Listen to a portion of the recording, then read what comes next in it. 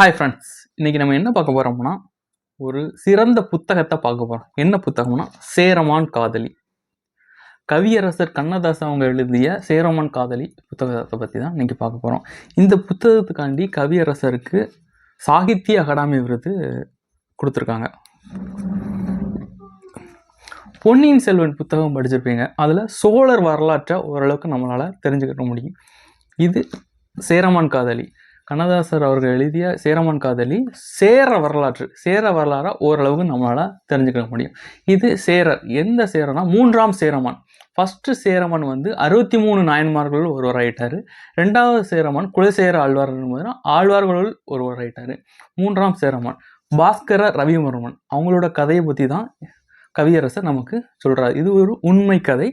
கவியரசர் பாணியில் கதையாக புனையப்பட்டு நம்மளுக்கு சொல்கிறாங்க. ரொம்ப சிறந்த எழுத்துக்களை கையாண்டிருக்காங்க. ரொம்ப ரொம்ப அறிவு வேணும் அப்படிங்கிறதுலாம் இல்லை. சாதாரண மக்களும் புரியக்கூடிய அளவில் தான் இந்த கதை இருக்கும். ரொம்ப குழப்பமாக சிக்கலாக எதுவுமே இருக்காது.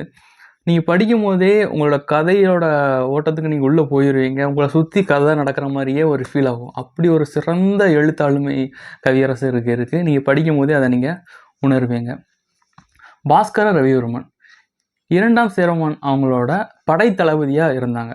அதுக்கப்புறம் அவங்க எப்படி மன்னர் ஆனார். இரண்டாம் சேரமானுக்கு மார்த்தாண்டவர்மன் அப்படின்னு ஒரு மகன் இருந்தார். அவங்களுக்கு தான் முடி சுட்டியிருப்பாங்க.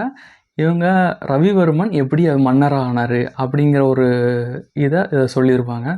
இந்த கதையில் முக்கியமான அம்சம் நாராயண நம்பூதிரின்னு ஒரு கேரக்டர் வராங்க. இந்த கதையோட தூண் அப்படின்னா நாராயண நம்பூதிரி. சேரரோட வரலாற்றை அவரும் மாற்றி எழுதுகிற ஒரு ஆள் நாராயண நம்பூதிரி. அவர் இந்த ஃபுல்லாமே கதை முழுக்க வராங்க. அது ஒரு என்ன சொல்ல ஒரு ஸ்ட்ராங்கான கேரக்டராக இருக்கும். அது உங்களுக்கு பிடிச்சிருக்கும். நம்மளுக்கு நிறைய தெரியும். என்ன தெரியும்? ஆட்சிக்காண்டி அதிகாரத்துக்காண்டி பெத்த அப்பாவையே கொலை பண்ணிட்டு ஆட்சிக்கு ஏறுற மகன்கள்னு தெரியும். சேர வரலாறுலையே காதலிக்காக முடிதுறந்த ஒரு அரசர்னா மூன்றாம் சேரமான் பாஸ்கர ரவிவர்மன் தான்.